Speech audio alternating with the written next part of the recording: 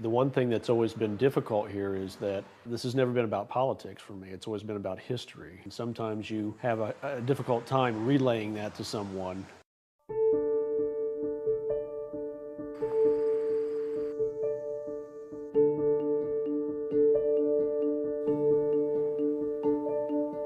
Barack Obama's family's roots reach deep into central Indiana. Soon, an old farmhouse near Kempton in Tipton County may serve as a living tribute to the president's ancestors. Gene, the president's mother, Ann Dunham, was born and raised in Kansas, but her grandfather moved there from Indiana.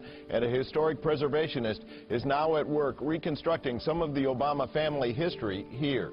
Somebody had knocked on the door. It was an elderly lady, and she stopped by and wanted to know if I was, going to restore the house. She said the guy who built this place was a very important man. You should probably look that up.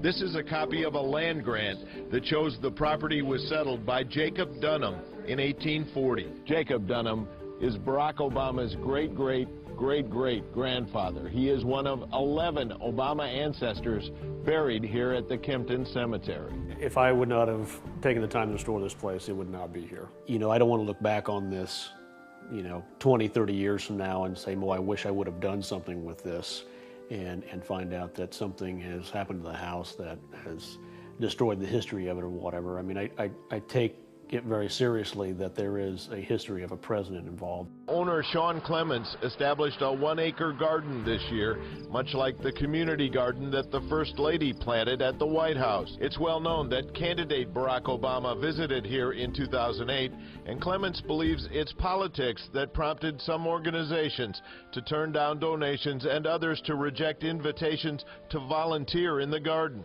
You have the history of the first African-American president here. That's the way things are. It's just not a certain one way anymore. It's a multicultural country, and this is a multicultural history here. I'm sorry it may not be the history you prefer, but it doesn't make it any less important.